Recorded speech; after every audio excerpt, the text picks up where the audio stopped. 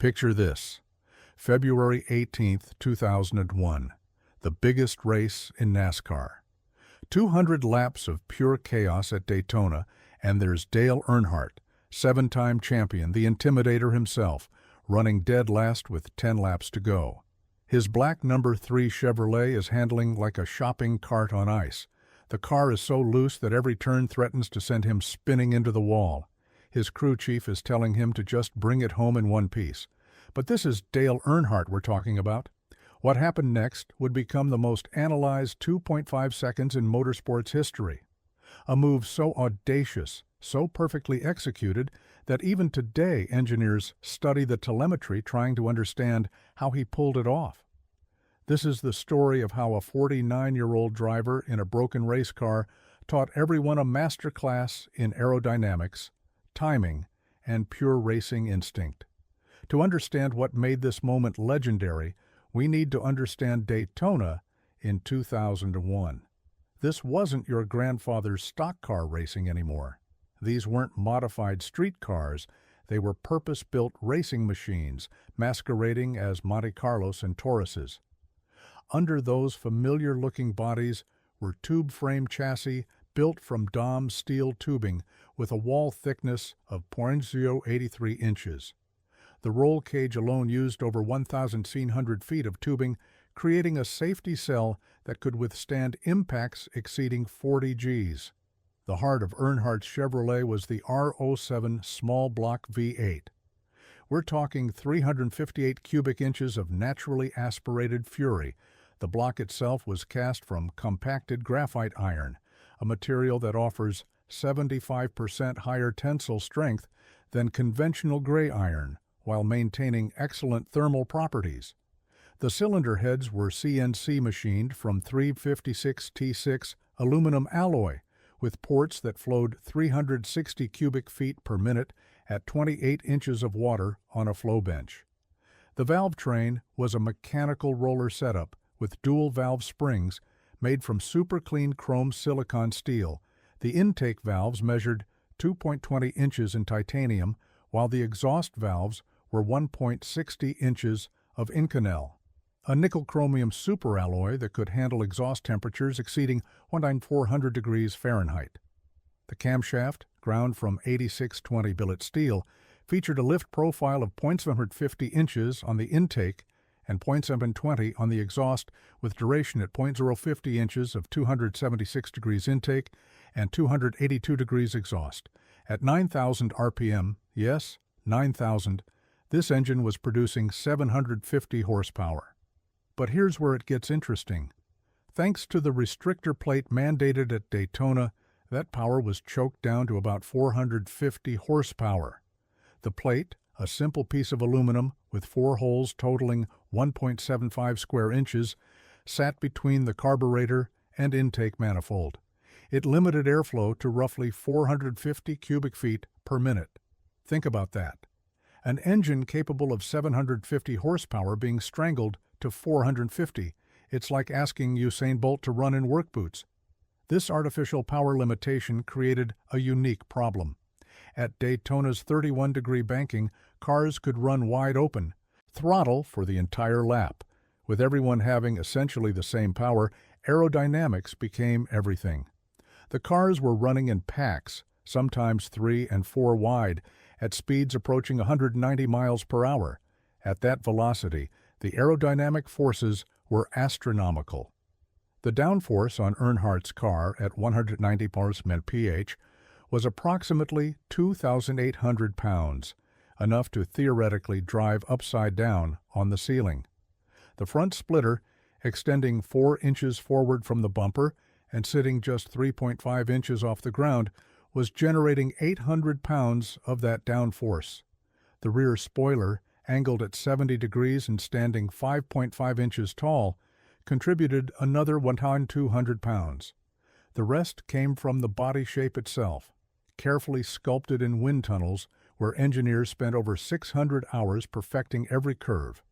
But downforce comes at a price: drag. Earnhardt's car was fighting against 850 pounds of aerodynamic drag at top speed. That's equivalent to pulling a parachute 8 feet in diameter. To overcome this required every one of those 450 horsepower transmitted through a 4-speed manual transmission, a Jericho unit with straight-cut gears and dog-ring engagement that could handle 900 pound-feet of torque. Now here's where Earnhardt's problem compounds. His car was loose. In racing terms, that means the rear end wanted to come around every time he turned the wheel.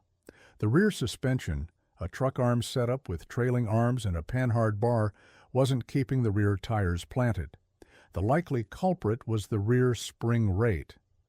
These coil springs, wound from 5160 chrome vanadium steel, were rated at 275 pounds per inch on the right rear. But something was wrong.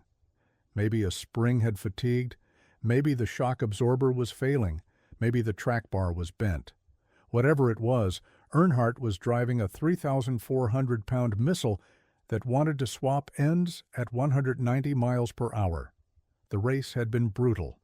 Starting 7th, Earnhardt had fought his way forward early, leading 17 laps. But as the race wore on and the track temperature climbed past 140 degrees Fahrenheit, his car got progressively worse. By lap 150, he'd fallen back to 20th. By lap 180, he was in 33rd place, dead last among the cars still running. His crew chief, Kevin Hamlin, was in his ear on the radio. The frequency, 464,000 milliwords on the UHF band, crackled with concern. "Just bring it home, Dale. We'll take what we can get." But Earnhardt was watching, studying. The lead pack was setting up for their typical last-lap shootout. His son, Dale Jr., was up there in the number 8 car. Michael Waltrip, driving for Earnhardt's own team, was in the mix. Sterling Marlin, Ken Schrader, Rusty Wallace, all fighting for position. With 5 laps to go, Earnhardt made his decision. He started working the high line, using the momentum from the banking. The loose condition that had plagued him actually helped here. He could rotate the car with the throttle, using controlled slides to maintain speed through the corners. His lap times started dropping.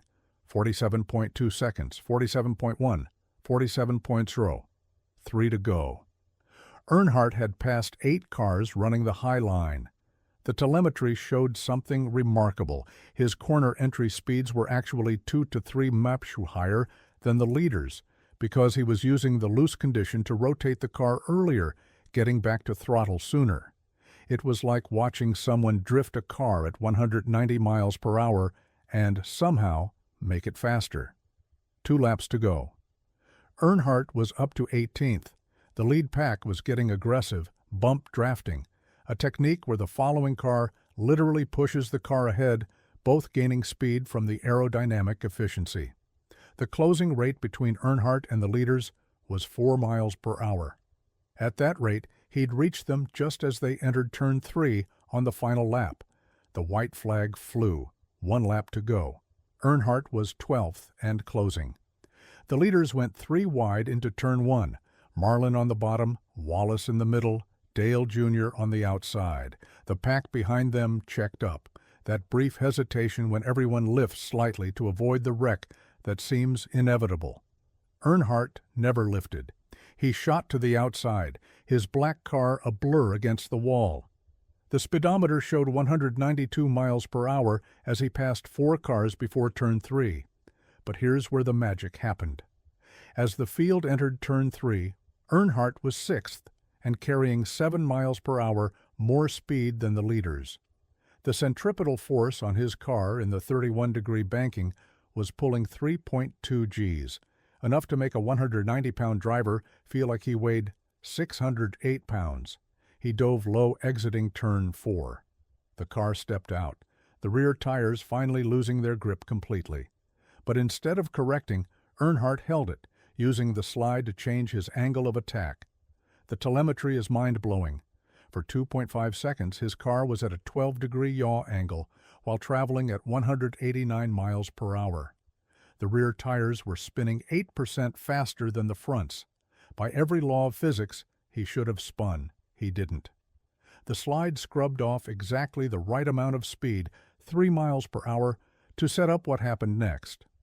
As the car straightened, Earnhardt was directly behind Ken Schrader, with a closing rate of 4 miles per hour. In NASCAR, when you get within 0.5 seconds of the car ahead at super speedway speeds, you enter their draft, the low-pressure wake that reduces drag by up to 30%. But Earnhardt knew something most drivers didn't. At Daytona, there's a phenomenon called the slingshot. When you're following another car closely and suddenly move to pass, you get a brief moment where you're still benefiting from reduced drag while hitting clean air with your front splitter. The effect lasts about 1.5 seconds, but can give you a 5 to 7 mph speed advantage. Earnhardt pulled out of Schrader's draft at exactly the right moment, 800 feet before the finish line. The burst of speed was instant. The data logger shows his speed jumping from 189 to 196 miles per hour in less than 2 seconds. He passed Schrader like he was standing still. Then Rusty Wallace. Then Sterling Marlin. 3 car lengths from the finish line, Dale Earnhardt was in 3rd place. His son was about to win his first Daytona 500 with teammate Michael Waltrip in 2nd. The Intimidator had just pulled off one of the most spectacular charges in racing history. And then, in Turn 4, everything changed. The contact with Sterling Marlin's car was minimal, just a tap on the left rear quarter panel. But at 180 miles per hour, physics is unforgiving. Earnhardt's car turned right and climbed the track, hitting Ken Schrader's car before impacting the wall at an angle of approximately 55 degrees. The impact measured 42 Gs, the equivalent of hitting a concrete wall at 70 miles per hour. The basilar skull fracture was instantaneous. Dale Earnhardt was gone before his car came to rest on the grass. Michael Waltrip won his first race. Dale Jr. finished 2nd. They celebrated in victory lane, not knowing that the architect of their success was gone. The man who had orchestrated their drafting partnership, who had blocked for them lap after lap, who had just shown the world one last time why he was the master of his craft. The telemetry from that last lap slingshot is still studied today. Engineers have run countless simulations trying to understand how Earnhardt managed that controlled slide in Turn 4. The combination of throttle input, steering angle, and weight transfer was so precise that many believe it couldn't be replicated. It was pure instinct developed over 676 Cup Series starts. The slingshot move itself has become legendary. That burst from 33rd to 3rd in under 10 laps. The fearless dive to the inside while sideways at 189 miles per hour, the perfect timing of the draft exit. It was objectively one of the greatest displays of racecraft ever witnessed. NASCAR changed forever that day. The Hans device, head and neck support, became mandatory. Safer barriers replaced concrete walls.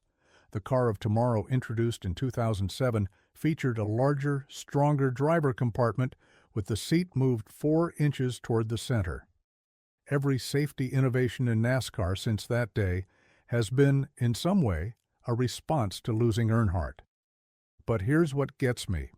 In his final moments, Dale Earnhardt was doing what he loved most, racing. Not just driving, but really racing, taking a car that had no business being competitive and willing it forward through sheer determination and skill. Teaching everyone watching a lesson in never giving up.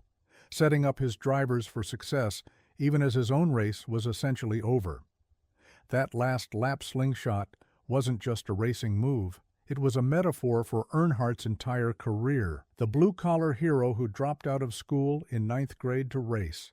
The man who went from sleeping in his car at racetracks to becoming a multi-millionaire icon.